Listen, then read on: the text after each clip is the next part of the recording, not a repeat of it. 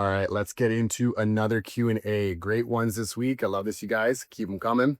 So first one is, what's the best way to lower inflammation? So this is an extremely loaded question, but I'll keep it very simple. I just recently shared free medicine is all around you, and that's probably the best way. So the sunrise, structuring your water, grounding, cold exposures, things like that. The free stuff is actually a phenomenal tool for reducing inflammation. Now, the most important thing when it comes to inflammation is ask yourself, why is it there? But also understand that it's there for a reason. Like, we demonize inflammation. I think times are changing, but it still gets demonized quite a bit.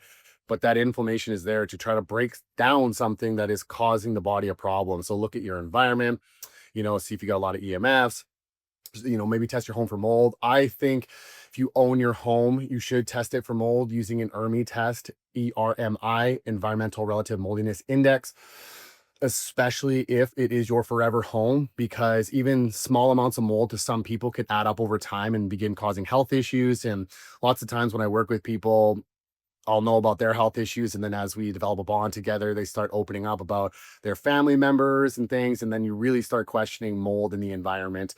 And so I think everyone should run an ERMI test because that can be a big source of inflammation. But usually it's other aspects of the environment. So look at that. But a lot of people, love supplements. So, curcumin is pretty standard for most people, but there's something called dragon's blood, which can be super effective. And this is a resin from the Draco tree, if I remember correctly. And there's something called the ORAC value.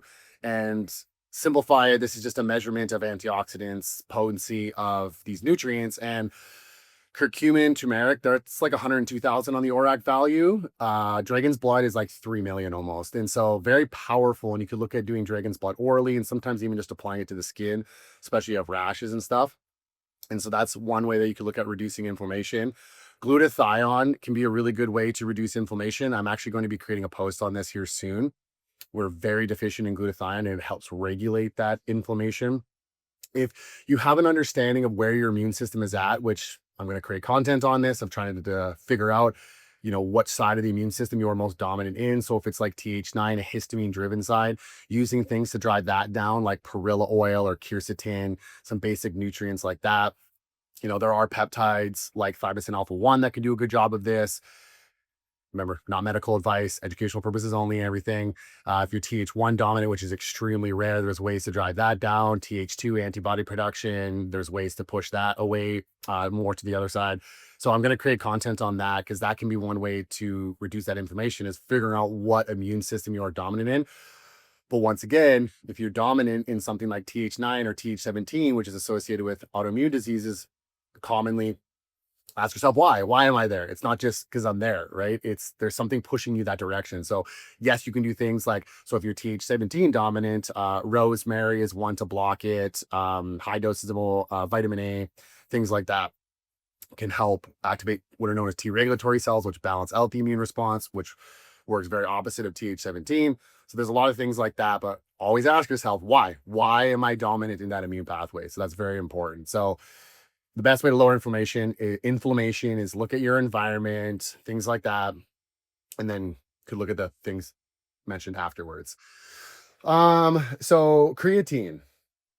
Talk about creatine and if it has a place in aging. Creatine is phenomenal. And I think the world is shifting where a lot of people are so worried about creatine and kidney problems and water retention and everything. And everybody's just discovering that they were ridiculous for ever worrying about that kind of stuff. Remember, everything is extremely contextual, especially when it comes to like creatine maybe causing problems for someone.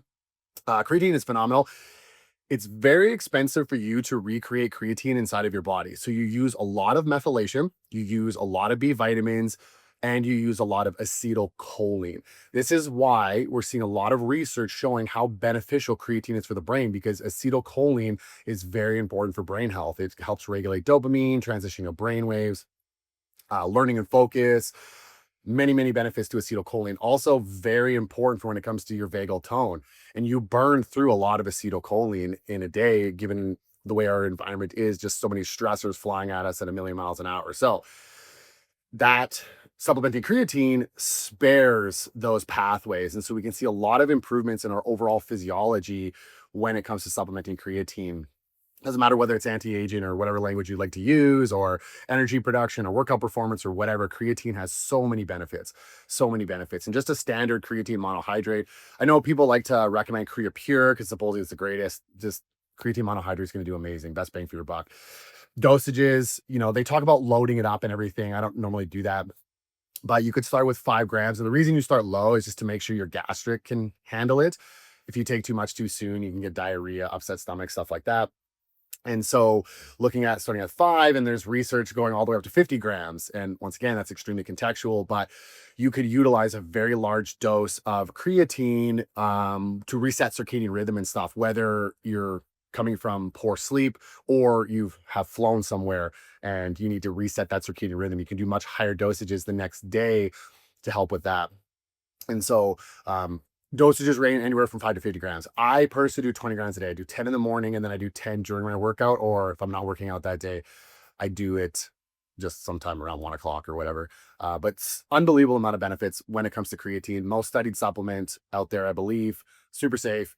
As mentioned, if it causes you problems, ask why. It's not that, well, there could be something on the quantum level, but creatine's in your food, it's in your body. It's usually either there's a poor quality or something else is going on. So ask why creatine is causing you problems. It's not going to cause kidney problems. I'll promise you that. Safe supplements for breastfeeding mother that helps with mitochondrial health. Phosphatidylcholine, like hands down phosphatidylcholine, and a lot of calories, a lot of healthy calories. I think that's a situation that pregnant or breastfeeding women run into is they're not eating enough food. They think they are. They gain weight. I mean, that's just part of pregnancy and stuff. But a lot of times when people think they're eating enough food, they're not. And I have them track their food and I'll get the readings, and they're always under eating when they think they're overeating. The reason they think they're overeating is just because the metabolism has adapted to a different state, and they're not the best at like beta oxidation, meaning using fat as a fuel source, blood sugar swings, like I could go on forever. But they're not eating enough food. And then I tell them how much they should be eating and they freak out. It's just because they're not used to that. And unfortunately, it's very sad for when it comes to women, because women can be under eating from age 9 their entire life, or whenever their cycle hits, which keeps getting earlier every year, it seems. And so these body image issues set in, and they were educated that less calories means better body composition, but long term it just ruins the body composition. Anyways, I won't go on a tangent for that. But calories, like definitely a lot of healthy calories, and phosphatidylcholine. Like phosphatidylcholine can be really beneficial. And like if you do calories and phosphatidylcholine, you should be really set there. I mean, there's a lot more you could do. Once again, though, this is not medical advice. Do your research. I'm not recommending this. It's just something you could look into. But like TUDCA, that could definitely help, like a bile salt, taurine conjugated to it. Things like that. Yeah, just healthy fats, things like that. Evening primrose oil should be fine too. Gamma-linolenic acid, those things can be very beneficial. But calories and phosphatidylcholine. When is the best time to have carbohydrates? Very subjective, extremely subjective. A lot of people think it's in the morning, but a lot of us are not getting a quality sleep. So carbohydrates in the morning are probably not the best. It also depends on inflammatory levels, environmental situation. So people eat carbohydrates in the morning and then they'll get afternoon dips, or they'll get tired like after that meal or something, because it's just there's too much insulin released and it's driving down the glucocorticoids, so cortisol, and then they just don't have that energy, or there's a histamine. There's many variables as to why someone could respond poorly to carbohydrates. In the context of healing, I normally don't recommend carbohydrates in the morning. It depends, right? Maybe a small amount, like a cup of blueberries or something like that, especially because blueberries can help with insulin sensitivity. But normally I recommend just high protein and moderate fat for breakfast, and then timing your carbohydrates if you're exercising. So pre, intra, and post. So intra means during, for those that don't know. So whether you're having pomegranate juice or some carbohydrate supplement during your workout, something like that, that's probably the best. Some people need carbohydrates before bed. I know I personally sleep way better with carbohydrates before bed, because as mentioned, it can drive down cortisol, which is what you want to do in the evening. So and I don't mean like directly before bed, but for my last meal, 2.5 hours before bed, I usually have a larger amount of carbohydrates just to bring things down, and I get a much better sleep that way. So carbohydrate timing is very subjective. And like I said, unless you're going to be working out in the morning, which you should never work out on a fasted state ever, no matter who you are, have carbohydrates in the morning. Otherwise, I would not have those carbohydrates in the morning. and I would bias them to later in the evening. Everybody has their different opinion on carbohydrates. That's just what I found as a generalized approach seems to work best. It can get extremely nuanced based off the person, what their life is like, etc. I know for me personally, I do a very small amount of carbs for breakfast, and then I do lots intra, pre, intra, and post, and more before bed. But I don't know if a lot of you guys know, I posted something a while back. I am a carb whore though. Like I can eat a lot of carbohydrates and tolerate it quite well. And so I usually eat carbs with every single meal is what I do. Best protein supplements. So it depends where you're at. Designs for Health has got a really good one in Europe, Equip, if I remember correctly. There's a million brands out there. I've definitely stemmed away. I'm not as worried about like the heavy metals. Like I am in vegan proteins. Like I'm definitely worried about heavy metals and things like that in vegan proteins. So you just want to make sure you're not doing too much and that, you're detoxing effectively, binders, etc. Beef protein will always be my go-to. And no, it's not disgusting. You can ask a significant amount of people who supplement beef protein that it tastes totally fine. In Canada, I use ATP Labs, Supreme Beef Protein. In the States, Designs for Health, Paleo Protein is a really good one. Sports, I can't remember what it's called now. There's a sports nutrition one, Designed for Sports or something. I don't remember. But Designs for Health Paleo is very clean. That's one that could be used. In Europe, I think it's more Equip protein that they use. There's also egg white protein that some people like. I don't really recommend egg whites though. True Nutrition is a very high quality brand to check out. They have some really good stuff, but I think that's most easily obtainable in the States compared to anywhere else. So that's probably my go-to. I really stemmed away from protein supplements. I guess I didn't finish what I was saying, not because of like metals and things like that. There's no nutrients to it. It's just amino acids, but it is better than nothing. So we have very busy schedules. We're go. And protein is extremely important, especially for regulating the nervous system, which a lot of people are not familiar with because it helps build your neurotransmitters, which can reduce catecholamines. Well, I guess catecholamines are transmitters, but it reduces like cortisol and stuff like that. So protein is extremely important for function, vitality, healing, you name it. But there's just no nutrients in protein shakes. And so sure, you could supplement, but I've gotten really big on like biophotons and the message that food provides with light. And there's no light, there's no biophotons in a protein supplement. It's, dead food. It's really dead food is what it is. And so that's why I kind of don't really recommend protein supplements anymore, but they're definitely better than nothing. And I'm guilty because I have one a day usually just because I get into a lot of things. And next thing you know, it's like, oh, the way everything is timed out in my day. If I don't eat right away, as in have a protein shake with some blueberries and cherries or something, then timing gets off and I don't like that. So, I'll have a protein shake usually around 11 o'clock is what I do. When you travel, how do you decide what health stuff to bring versus leave at home?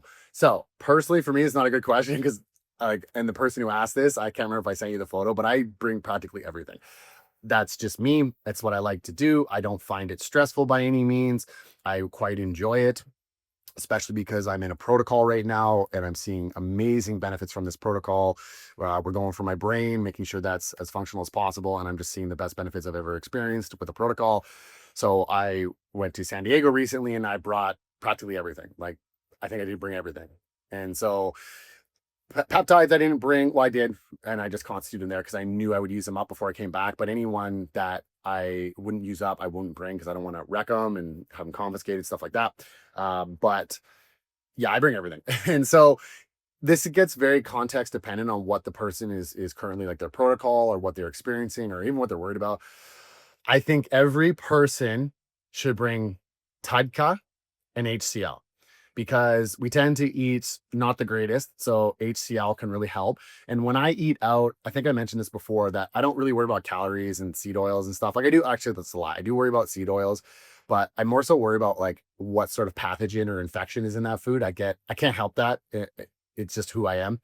So for me, I use extra HCl when I eat out because that's part of your innate immune system. So if there's a pathogen in that food and you have adequate amounts of stomach acid, you're going to destroy that pathogen before it can get into your body. And so I think HCl is extremely important, especially when you're going to certain countries that have a higher chance of parasites or other types of infections.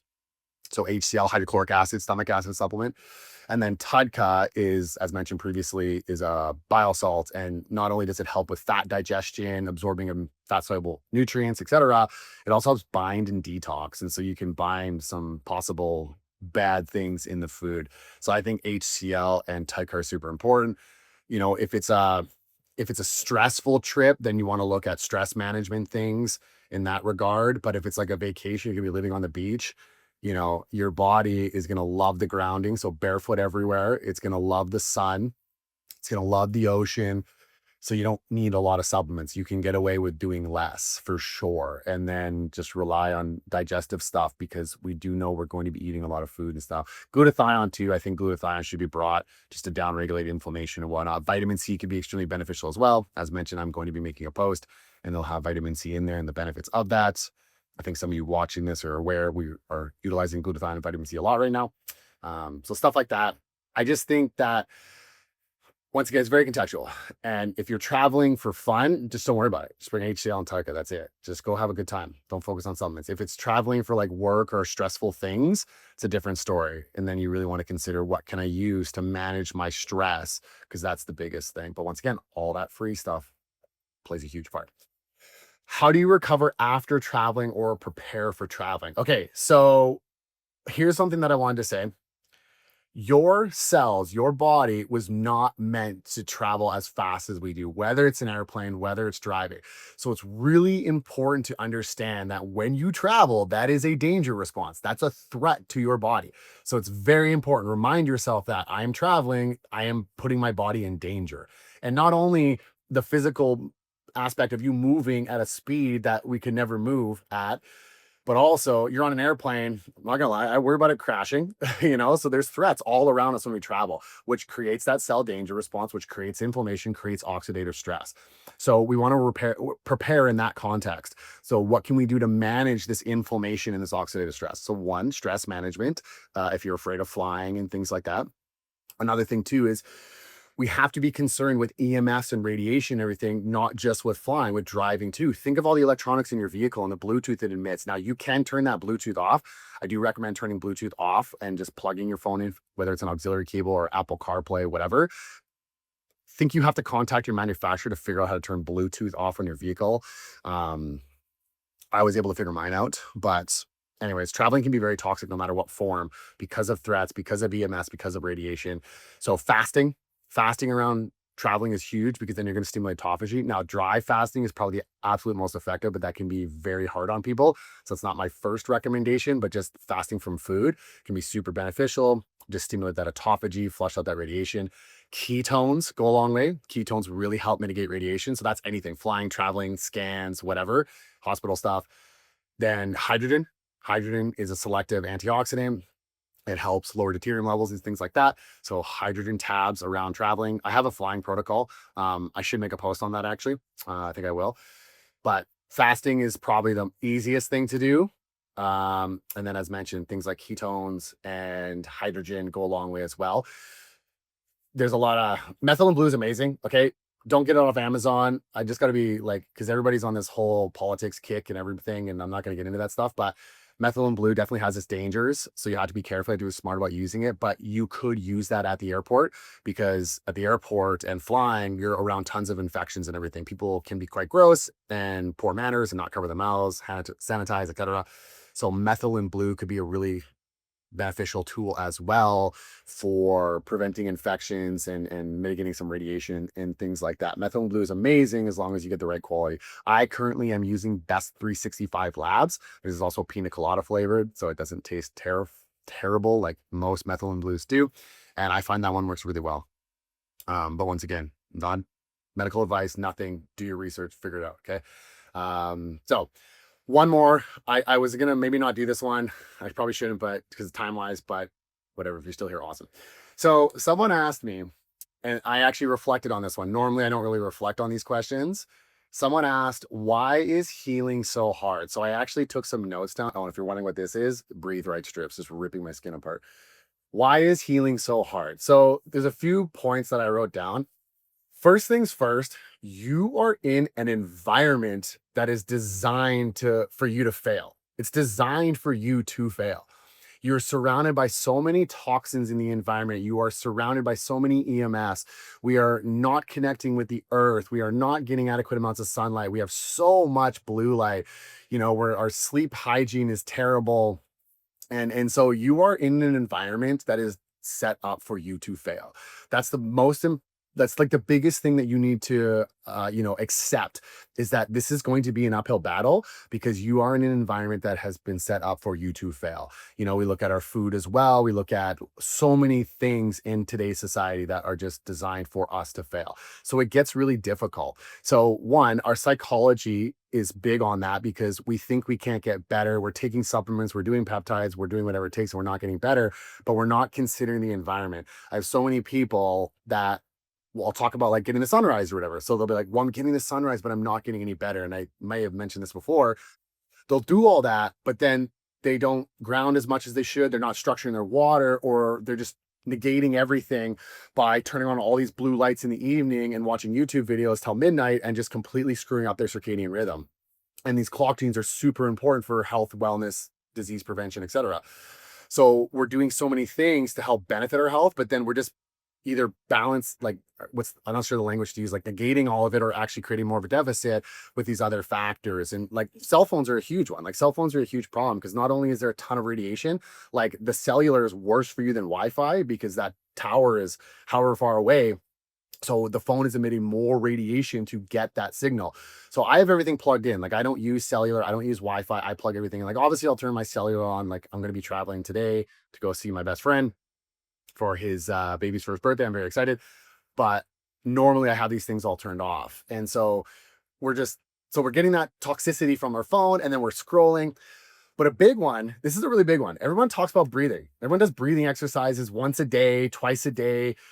You need to be nasal breathing, slow breaths all the time, but we're not.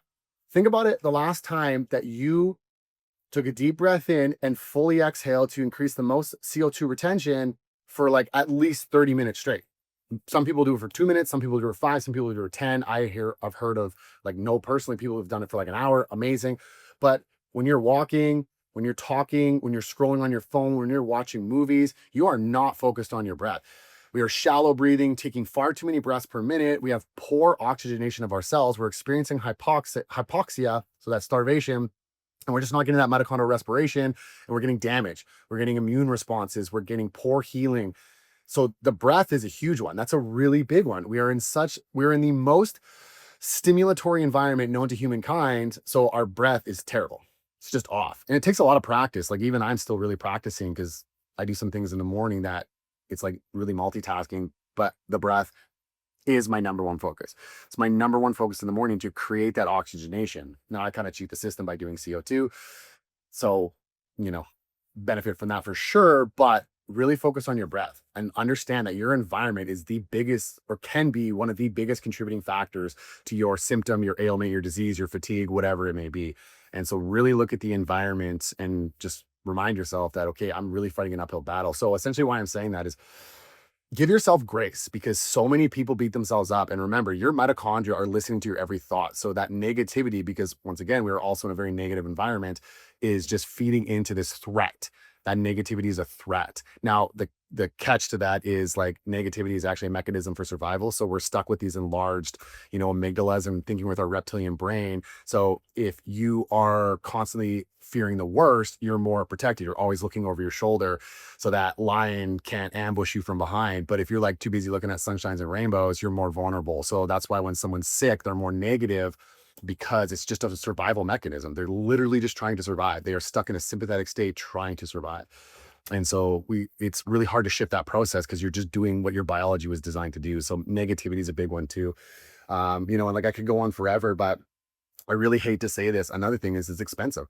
In today's society, it's very expensive. So going back to the breath, how I mentioned CO2, like that's not cheap to do those things. It could be a valuable tool to make up for your poor breathing patterns. Not that it should be a replacement, but it can help. But it's very expensive to do these things. Supplements are expensive. Hiring people like myself can get expensive. I think it's worth it. I think it's an extremely valuable investment, especially if you're sick. but it can get expensive. I'm not even going to pretend. And so I do my best now to try to be as feasible as possible with everyone. And I've gotten really good, I think, at making things work when sometimes people are not able to invest as much as they can, or as I'm recommending. But that's a big one, is just the investment can get rather large into these things. So, I try my best to keep my prices fair. I definitely know my worth, but I do my best to keep my prices fair. But that's a big one, is money. And then, as mentioned, emotions play a huge role into this, right? Especially when you get a downward spiral. So for me, okay, so I did a 36-hour fast coming back from San Diego, and the next week, sorry if this is TMI, or the next day, sorry if this is TMI for people, but lots of diarrhea. Most people are going to be like, oh my goodness, what's wrong? For me, I'm like, I'm detoxing. I'm like giddy about it, right? This is probably why I'm single. I'm giddy about my diarrhea because I know I'm detoxing. I stimulated autophagy, and now my body is clearing things out. But majority of people who are sick, who have experienced diarrhea in the past, for example, they're like, oh no, what is going on? And they're not understanding that this is actually just part of the process. There are thresholds. You don't want to go too extreme, but there are thresholds. So that's a big one too, is people get these emotions and then they just spiral. And remember that mitochondria is sensing these emotions as threat. So they're just producing more inflammation, more oxidative stress, and they're not getting back into that health healing cycle. So emotions play a big one. Another thing too is a lot of times, like I always go on about the free stuff, like catching the sunrise and grounding and cold exposures, etc. That's not really sexy to people. And I don't truly know what people mean when they say it's not sexy. For me, I look at it as it's not dopamine driven. So you spending a lot of money on a supplement, that's going to spark a lot more dopamine than you going outside standing barefoot, because to most people, sorry, taking a supplement, they've read about it, they've all these things, and so they get this hype about it, but grounding, it just seems so unnatural.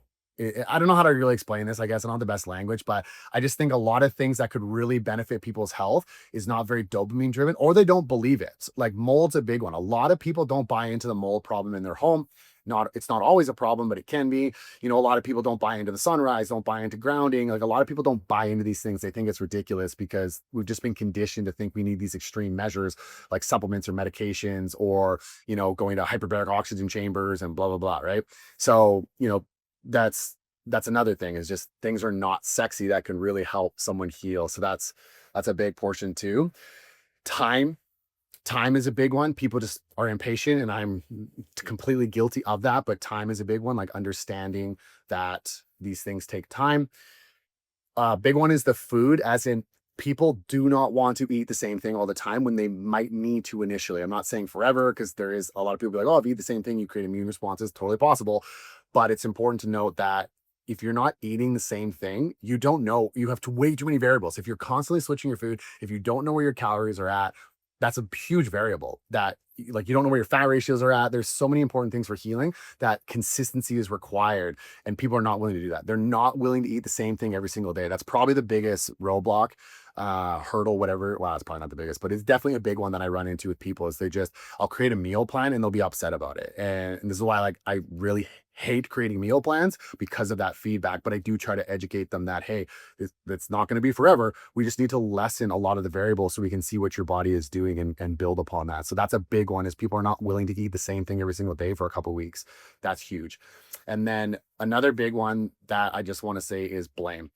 A lot of people don't understand the mechanisms, and it doesn't matter how many analogies you use or how easy you try to break it down for them.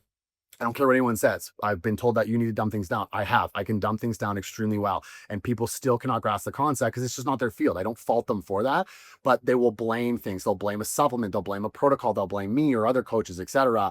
Right? And like, I'll get clients that have been like, I've been to so many practitioners and I've tried everything, and I just want to be like, okay, what's the common denominator then?